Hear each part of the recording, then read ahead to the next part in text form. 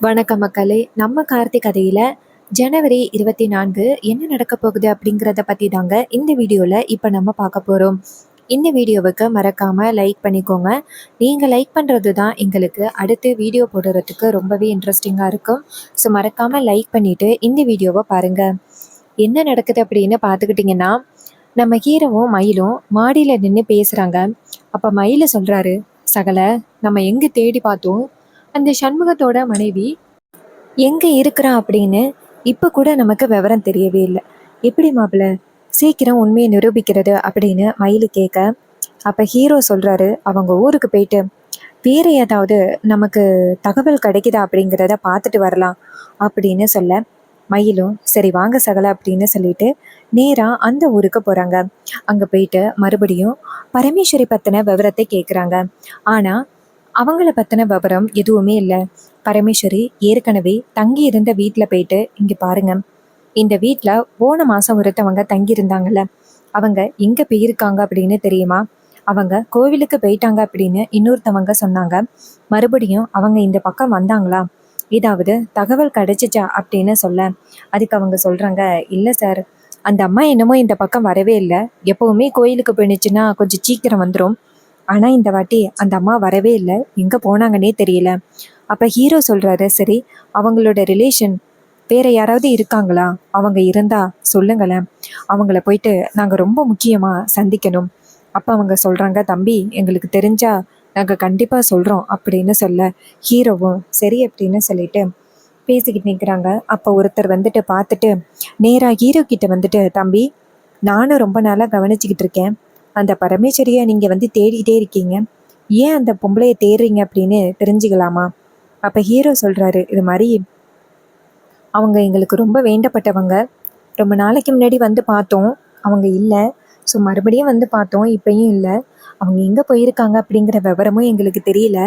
உங்களுக்கு ஏதாவது தெரிஞ்சிச்சுன்னா சொல்லுங்களேன் அப்படின்னு சொல்ல, இது கேட்டதும் அவர் சொல்கிறாரு, இங்கே பாருங்க தம்பி, அந்த அம்மாவோட ஃபோன் நம்பர் இருக்கு, வேணா அந்த அம்மாவோட ஃபோன் நம்பரை தரேன் பார்த்துக்கிறீங்களா?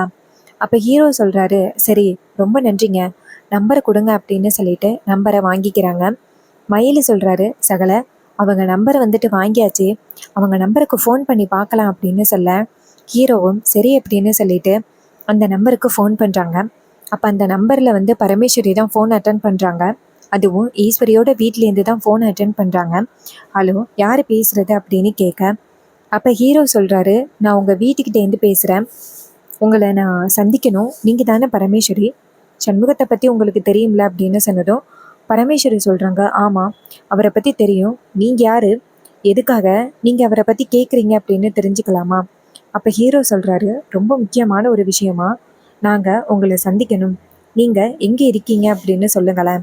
அப்போது பரமேஸ்வரி நினைக்கிறாங்க, நம்ம இன்னொருத்த வீட்டில் தங்கியிருக்கோம், இங்கே வந்து அவங்கள நம்ம வாங்கன்னு சொல்ல முடியாது, நம்ம கோவிலுக்கு வர சொல்லுவோம், அங்கே வந்ததோட நம்ம அவங்கள பார்த்துப்போம், யாருன்னு தெரியல, ரொம்ப முக்கியமாக நம்மளை பார்க்கணுன்னு சொல்கிறாங்க. சரி தம்பி, பக்கத்தில் ஒரு மாரியம்மன் கோவில் இருக்கு, அங்கே வாங்கலை அப்படின்னு சொல்ல, ஹீரோவும் சரி அப்படின்னு சொல்லிட்டு ஃபோனை கட் பண்ணுறாரு. மயில சொல்கிறாரு, சகல நம்ம எத்தனை நாள் அந்த அம்மாவை தேடிக்கிட்டு இருந்தோம், இப்போ அவங்களோட நம்பரும் கிடைச்சு அவங்கள கோவிலில் போயிட்டு பார்க்க போகிறோம், எனக்கு ரொம்ப சந்தோஷமா இருக்கு சகல, இன்னும் கொஞ்ச நேரத்தில் நமக்கு உண்மையெல்லாம் தெரிய போகுது அப்படின்னு. அப்போ ஹீரோ சொல்கிறாரு, ஃபர்ஸ்ட் அவங்க கிட்ட அந்த சண்முகம் ஏதாவது சொல்லியிருக்காரா அப்படின்னு கேட்கணும், அப்படி சொல்லியிருந்தா மட்டும்தான் நமக்கு பெனிஃபிட், அப்படி இல்லைன்னா நம்மளுக்கு எந்த வகையிலுமே பெனிஃபிட் இல்லை, ஃபர்ஸ்ட் அவங்கள போய் பார்ப்போம் அப்படின்னு சொல்ல, அவரும் ஆமா சகல நீங்க சொல்றது சரிதான், ஒருவேளை சண்முகம் அவங்க கிட்ட எதுவும் சொல்லாம இருந்திருந்தா பிரச்சனை தானே அப்படின்னு சொல்லி பேசிக்கிட்டு இருக்காங்க. ஹீரோவும் ஆமா அப்படின்னு சொல்லி பேசிக்கிட்டு இருக்காங்க. அதுக்கப்புறம் ரெண்டு பேருமே சேர்ந்து நேரா அந்த கோவிலுக்கு கிளம்புறாங்க. பரமேஸ்வரி நேரா ஈஸ்வரிய பார்த்து, இங்க பாருங்கம்மா, நான் கோவில் வரைக்கும் போயிட்டு வரேன் அப்படின்னு சொல்ல, ஈஸ்வரியும் போயிட்டு வாங்க, அதான் வேலையெல்லாம் காலையிலேயே முடிச்சிட்டீங்களே அப்படின்னு சொல்ல, பரமேஸ்வரியும் சரிங்கம்மா அப்படின்னு சொல்லி நேரா கோவிலுக்கு போறாங்க. அங்க வந்துட்டு நம்ம ஹீரோவும் மயிலும் நிக்கிறாங்க. அப்போ அந்த இடத்துக்கு வந்துட்டு பரமேஸ்வரி வராங்க. அப்ப ஹீரோ வந்துட்டு அவங்கள பார்த்துட்டு, இவங்க நம்ம வேலைக்கார அம்மா தானே, இவங்க என்ன இங்க வந்திருக்காங்க அப்படின்னு. அப்ப மயில சொல்றாரு, ஆமா சகல எனக்கும் தெரியல என்னன்னு இங்க வந்திருக்காங்க அப்படின்னு சொல்லி நின்னுகிட்டு இருக்காங்க. அப்போ பரமேஸ்வரி அந்த இடத்துக்கு வந்துட்டு நேரா நம்ம போன் வந்துச்சுல்ல, அவங்களுக்கு கால் பண்றாங்க. பார்த்தா நம்ம ஹீரோவோட போன் ரிங் ஆகுது. அப்ப ஹீரோ சொல்றாரு, என்ன இது, இவங்க கால் பண்ணா எனக்கு கால் வருது அப்படின்னு. போன் அட்டன் பண்ணி, சொல்லுங்கம்மா எங்க இருக்கீங்க அப்படின்னு கேட்க, அதுக்கு பரமேஸ்வரி சொல்றாங்க, தம்பி நான் கோவில்ல இருக்கிறேன், எங்கப்பா இருக்கீங்க? அப்ப ஹீரோ கேக்குறாரு, நீங்க எந்த கலர்ல சாரி கட்டி இருக்கீங்க? அதுக்கு அவங்க சொல்றாங்க, நான் ப்ளூ கலர்ல சாரி கட்டி இருக்கேன் தம்பி, நீங்க எங்க இருக்கீங்க அப்படின்னு சொல்ல, ஹீரோ சொல்றாரு, நான் இங்கதாம்மா நிக்கிறேன் அப்படின்னு சொல்லிட்டு நேரா ஹீரோ பரமேஸ்வரிய பாக்குறாங்க. பரமேஸ்வரி நேரா ஹீரோவை பார்த்து, தம்பி நீங்களா தம்பி எனக்கு போன் பண்ணி வர சொன்னீங்க? தம்பி நான் வீட்டுல தானே தம்பி இருந்தேன், ஏன் எனக்கு போயிட்டு போன் பண்ணி வர சொன்னீங்க அப்படின்னு சொல்ல, ஹீரோ சொல்றாரு, இங்க பாருங்க, நீங்க தான் பரமேஸ்வரியா? அப்ப அவங்க சொல்றாங்க, ஆமா தம்பி அப்படின்னு. அப்ப ஹீரோ கேக்குறாரு, அப்புறம் எதுக்கு வீட்டுக்குள்ள மீனாட்சி அப்படின்னு சொல்லி வேற பேரு சொல்லி வந்தீங்க, என்ன காரணம் அப்படின்னு தெரிஞ்சுக்கலாமா? அப்ப அவங்க சொல்றாங்க, தம்பி உங்க அத்தைக்கு பரமேஸ்வரி அப்படிங்கிற பேரு பிடிக்காதான், அதனால என்னை பார்த்த அன்னைக்கே உன்னை இனிமே நான் மீனாட்சின்னு தான் கூப்பிடுவேன் அப்படின்னு சொன்னாங்க. நானும் சரி அப்படின்னு சொல்லிட்டேன். சரி தம்பி, என் பேரு பரமேஸ்வரி அப்படின்னு உங்களுக்கு எப்படி தெரியும்? அப்ப ஹீரோ சொல்றாரு, இங்க பாருங்க, உங்களைதான் நாங்க ரொம்ப நாளா தேடிக்கிட்டு இருந்தோம். அப்ப பரமேஸ்வரி கேக்குறாங்க, என்ன தம்பி சொல்றீங்க, என்ன நீங்க ரொம்ப நாளா தேடிக்கிட்டு இருந்தீங்களா, ஏன் தம்பி அப்படின்னு. அப்ப ஹீரோ சொல்றாரு, இங்க பாருங்க, உங்களுக்கு சண்முகம தெரியுமா அப்படின்னு. இது கேட்டதும் அந்த பரமேஸ்வரி ஷாக் ஆகி, சண்முகமா, என்னோட சண்முகத்தையா கேக்குறீங்க அப்படின்னு சொல்ல, மயிலு சொல்றாரு, ஆமா உங்களுக்கு சண்முகம் தெரியுமா, கான்ஸ்டபிளா இருந்தாரே அப்படின்னு. அப்ப பரமேஸ்வரி சொல்றாங்க, ஆமா தம்பி எனக்கு தெரியும், அவர் இப்ப ரீசெண்டா தான் இறந்தாரு. இது கேட்டதும் ஹீரோ சொல்றாரு, இங்க பாருங்க, ஒரு உண்மை தெரியணும், அதுக்காக தான் நான் உங்களை ரொம்ப நாளா தேடிக்கிட்டு இருந்தேன். சண்முகம் வந்துட்டு உங்கள்கிட்ட ஏதாவது ரகசியம் சொல்லிட்டு போனாரா அப்படின்னு. அப்ப பரமேஸ்வரி சொல்றாங்க, தம்பி ஆமா தம்பி, சண்முகம் என்கிட்ட ஒரு முக்கியமான ஒரு விஷயத்த சொல்லிட்டு போனாரு, முக்கியமான ஒரு பொறுப்பையும் என்கிட்ட ஒப்படைச்சிட்டு போயிருக்காரு. அப்ப மயிலு சொல்றாரு, சொல்லுங்க, அது என்ன பொறுப்பு அப்படிங்கறத சொல்லுங்க, நாங்க ரொம்ப நாளா தெரிஞ்சுக்கணும் அப்படின்ட்டு இருக்கிறோம், உங்க மூலமா தான் எங்க குடும்பம் ஒண்ணு சேர்றதுக்கு ஒரு வாய்ப்பு கிடைக்க போகுது. இது கேட்டதும் அவங்க சொல்றாங்க, இங்க பாருங்க தம்பி, அவரு வந்துட்டு கொஞ்ச நாளைக்கு முன்னாடி என்கிட்ட ஒரு ரிப்போர்ட்ஸ் கொண்டாந்து கொடுத்தாரு. அந்த ரிப்போர்ட்ஸ்ல என்ன இருக்குது அப்படின்னா, ஒரு அம்மா வந்துட்டு என்ன காரணத்துக்காக இறந்தாங்க அப்படிங்கறதுக்கான ரிப்போர்ட்ஸ் தான். ஆனா அந்த ரிப்போர்ட்ஸ் வந்துட்டு எதிரிங்க கைக்கு போக கூடாது அப்படின்னு சொன்னாரு. எதிரிங்களோட பேரு முத்து அப்படின்னு சொன்னாங்க. ஆனா அவங்க எப்படி இருப்பாங்கன்னு கூட எனக்கு தெரியாது. இந்த ரிப்போர்ட்ஸை யாருக்கிட்ட ஒப்படைக்கணும் அப்படிங்கறத அவரு என்கிட்ட தெளிவா சொல்லிட்டு போகல. அப்படி சொல்லியிருந்தா நான் கண்டிப்பா இந்த ரிப்போர்ட்ஸை யாரு கைக்கு போய் கிடைக்கணுமோ கொடுத்திருப்பேன். நாங்க பண்ண தப்புதான் எங்களுக்கு இவ்வளவு பெரிய பிரச்சனையை கொடுத்திருக்கு. இதை எப்படியாவது உரிமை உள்ளவங்க கிட்ட ஒப்படைக்கணும் அப்படின்னு தான் நான் ரொம்ப நேரம் போராடிக்கிட்டு இருந்தேன். அப்ப மயில சொல்றாரு, இங்க பாருங்க, நீங்க கொடுக்கணும் அப்படின்னு நினைச்சுக்கிட்டு இருந்ததே நாங்க தான், இத கொடுங்க அப்படின்னு சொன்னதும் இதை கேட்டதும் அந்த அம்மா ரொம்ப அதிர்ச்சி ஆகுறாங்க. என்ன தம்பி சொல்றீங்க, நீங்க தான் அதுக்கு உரிமையானவங்களா? அப்ப ஹீரோ சொல்றாரு, ஆமா, என் பாட்டி பரமேஸ்வரி மேலதான் அவ்வளவு பெரிய பழி விழுந்துச்சு. அந்த சிவகாமி அம்மா இறந்ததுக்கு காரணம் வந்துட்டு அந்த முத்து தான். அவன் தான் சாப்பாட்டுல எதையோ கலந்து சிவகாமி அம்மாவுக்கு கொடுத்திருக்கான். இது தெரியாம அவங்க சாப்பிட்டுட்டாங்க. மறுநாள் நகை திருட்டு நடக்கும் பொழுது அந்த அம்மா உண்மையை சொல்ல வரும் பொழுது அவன் மயக்க போட்டு விழுந்து இறந்துட்டாங்க. இது எல்லாத்துக்கும் முக்கிய காரணமே அந்த முத்து தான். அதுக்கான ஆதாரம் எங்களுக்கு எதுவுமே கிடைக்கவே இல்லை. சண்முகம் ஆதாரத்தை சொல்லுவாரு அப்படின்னு நினைக்கும் பொழுதுதான் அந்த முத்து சண்முகத்தை ஆயுதத்தால தாக்கிட்டான். இதனால சண்முகம் இறந்துட்டாரு. கடைசி வரைக்கும் அத்தை கிட்ட உண்மைய சொல்ல முடியாமையே இறந்துட்டாரு. இதை கேட்டதும் அவங்க ரொம்ப அதிர்ச்சி ஆகுறாங்க. என்ன தம்பி இவ்வளவு பெரிய அதிர்ச்சியான விஷயத்த சொல்றீங்க, இத்தனை நாளும் உங்ககிட்டதான் அந்த ஆதாரத்தை கொடுக்கணும் அப்படின்ட்டு நான் காத்துக்கிட்டு இருந்தேனா தம்பி அப்படின்னு சொல்ல, ஹீரோ சொல்றாரு, ஆமா, இத்தனை நாளும் எங்க கிட்டதான் அந்த ஆதாரத்தை கொடுக்கணும் அப்படின்னு நீங்க காத்துக்கிட்டு இருந்தீங்க, இந்தாங்க அந்த ஆதாரம் எங்க கொடுங்க அப்படின்னு சொல்ல, பரமேஸ்வரி சொல்றாங்க, தம்பி அந்த ஆதாரம் இப்ப என்கிட்டதான் இருக்கு, வீட்டுல என்னோட பெட்டியில இருக்கு, வாங்க தம்பி அப்படின்னு சொல்ல, ஹீரோ சரி அப்படின்னு சொல்லிட்டு வீட்டுக்கு போறாங்க.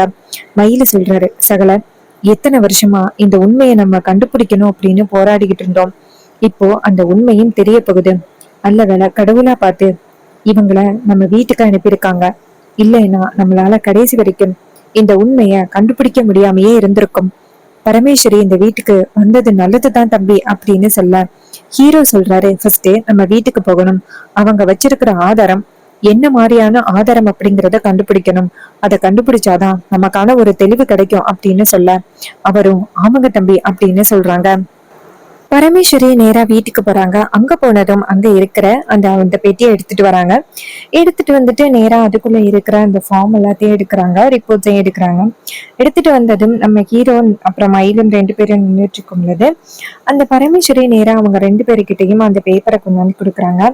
அப்ப ஹீரோ அந்த பேப்பரை பார்த்ததும் உள்ளார ஓபன் பண்ணி பாக்குறாரு. பாத்துறா அதுல என்ன காரணம் அப்படிங்கிறது எல்லாமே இருக்கு. இத பார்த்ததும் நம்ம ஹீரோவுக்கு ரொம்ப அதிர்ச்சியா இருக்கு. அப்ப பரமேஸ்வரி சொல்றாங்க, தம்பி இந்த ஆதாரத்தை தான் உங்ககிட்ட கொடுக்கணும் அப்படின்னு நான் ரொம்ப நாளா நினைச்சுக்கிட்டு இருந்தேன். அதே மாதிரி இந்த ஆதாரத்தை எப்படியோ நான் உங்க கையில ஒப்படைச்சிட்டேன் அப்படின்னு பரமேஸ்வரி சொல்ல, அப்ப மயில சொல்றாங்க, இங்க பாருங்க, இந்த ஆதாரம் கிடைச்சதுனாலதான் இப்போ ரொம்ப நாளா ஒளிஞ்சிருந்த உண்மை வெளியில வரப்போகுது அப்படின்னு சொல்ல, இதை கேட்டதும் அவங்க சொல்றாங்க, தம்பி எனக்குமே இப்பதான் நிம்மதியா இருக்கு அப்படின்னு அவங்களும் சொல்லிக்கிட்டு இருக்காங்க. அப்ப ஹீரோ சொல்றாரு, இங்க பாருங்க, இந்த ஆதாரம் இப்ப என் கைக்கு கிடைச்சத பத்தி நீங்க இந்த விஷயத்த யாருக்கிட்டையும் சொல்லக்கூடாது அப்படின்னு. இதை கேட்டதும் அவங்க சொல்றாங்க, தம்பி நான் கண்டிப்பா இந்த விஷயத்த யாருக்கிட்டையும் சொல்லவே மாட்டேன் தம்பி அப்படின்னு சொல்ல, ஹீரோவும் சரி அப்படின்னு சொல்லிட்டு நேரா அந்த ஆதாரத்தை எடுத்துக்கிட்டு கிளம்புறாரு. அப்போ மயிலு சொல்றாரு, சகல நமக்கு தேவையான ஆதாரம் கிடைச்சிருச்சு, இப்போ என்ன பண்றது அப்படின்னு. அப்ப ஹீரோ சொல்றாரு, இந்த ஆதாரம் மட்டும் பத்தாது, நம்மளுக்கு ஸ்ட்ராங்கான ஒரு எவிடன்ஸ் வேணும். அது கிடைச்சா மட்டும்தான் நம்மளால ஈஸியா உண்மையை நிரூபிக்க முடியும். இது கேட்டதும் அவரும் சரி அப்படின்னு சொல்றாரு. அதுக்கப்புறமா ஹீரோ அந்த ஆதாரத்தை எடுத்துட்டு போயிட்டு அது உண்மையா பொய்யா அப்படிங்கிறத பாக்குறதுக்காக ஒருத்தவரை சந்திக்கிறாங்க.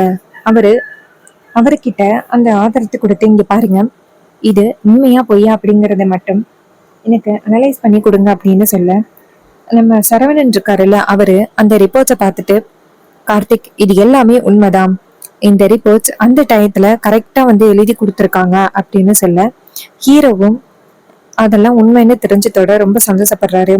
எப்படியோ ரொம்ப வருஷமா பாட்டி மேல அவ்வளோ தப்பு இருந்துச்சு, அத்தை பாட்டி மேல அவ்வளோ கோவத்தோட இருந்தாங்க, இப்போ அவங்க மேல எந்த தப்பும் இல்லை அப்படிங்கிறதுக்கு நிரூபிக்கிறதுக்கு நம்மளுக்கு ஒரு நல்ல வாய்ப்பு கிடைச்சிட்டு அப்படின்னு ரொம்பவே சந்தோஷப்பட்டு சொல்லிக்கிட்டு இருக்காங்க.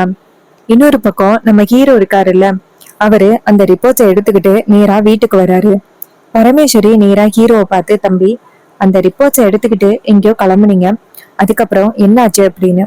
அப்ப ஹீரோ சொல்றாரு, இந்த ரிப்போர்ட்ஸ் உண்மையா பொய்யா அப்படிங்கிறத பாக்குறதுக்காக தான் நான் கொடுத்தேன். இதை கேட்டதும் பரமேஸ்வரி சொல்றாங்க, தம்பி இந்த ரிப்போர்ட்ஸ் எல்லாமே உண்மைதான் தம்பி, இதுல எந்த வித பொய்யும் இல்ல, இத இத்தனை வருஷமா இதுக்கு உரிமையானவங்க கிட்ட கொடுக்கணும் அப்படின்ட்டு தான் நானும் போராடிக்கிட்டு இருந்தேன். அதே மாதிரி உங்ககிட்ட ஒப்படைச்சிட்டேன். இப்பதான் தம்பி எனக்கு நிம்மதியா இருக்கு அப்படின்னு சொல்ல, ஹீரோவும் சரி அப்படின்னு சொல்றாரு. அதுக்கப்புறம் ஹீரோ இந்த ஆதாரத்தை எப்படியாவது அத்தை கிட்ட கொடுக்கணும் அப்படின்ட்டு யோசனை பண்ணிக்கிட்டு இருக்காரு. மயில அந்த இடத்துக்கு சகல இன்னும் என்ன யோசனை பண்ணிக்கிட்டு இருக்கீங்க, அத்தை கிட்ட அந்த ஆதாரத்தை கொடுத்து உங்க மேல எந்த தப்பும் இல்லை அப்படிங்கிறத நிரூபிங்க. அப்ப ஹீரோ சொல்றாரு, கூடை சீக்கிரம் நிரூபிக்கிறேன் அப்படின்னு ஹீரோ சொல்ல, அவரும் சரி அப்படின்னு சொல்றாரு. சோ இந்த கதை உங்களுக்கு பிடிச்சிருந்துச்சுன்னா இந்த வீடியோவுக்கு மறக்காம லைக் பண்ணிக்கோங்க. நீங்க லைக் பண்றதுதான் எங்களுக்கு அடுத்து வீடியோ போடுறதுக்கு ரொம்பவே இன்ட்ரெஸ்டிங்கா இருக்கும். ஸோ மறக்காம லைக் பண்ணிட்டு இந்த வீடியோவை தொடர்ந்து பாருங்க. ஸோ இதே மாதிரி இனிமே அடுத்தடுத்து நிறைய அப்டேட்ஸ் நம்ம வீடியோல தொடர்ந்து பார்க்கலாம். நீங்க பார்த்துக்கிட்டு இருக்க இந்த காம்போ ஜஸ்ட் 129 மட்டும்தாங்க. ஸோ உங்களுக்கு வேணும் அப்படின்னா மறக்காம ஆர்டர் பிளேஸ் பண்ணுங்க. வாட்ஸ்அப் நம்பர் டிஸ்கிரிப்ஷன்ல இருக்கு. இதே மாதிரி நிறைய ஆஃபர்ஸ் நம்ம அப்கமிங் வீடியோவில் பார்க்கலாம். நம்மக்கிட்ட ஹோல்சேல்லையும் கிடைக்குது. உங்களுக்கு வேணும் அப்படின்னா வாட்ஸ்அப்பில் ஆர்டர் பிளேஸ் பண்ணுங்க.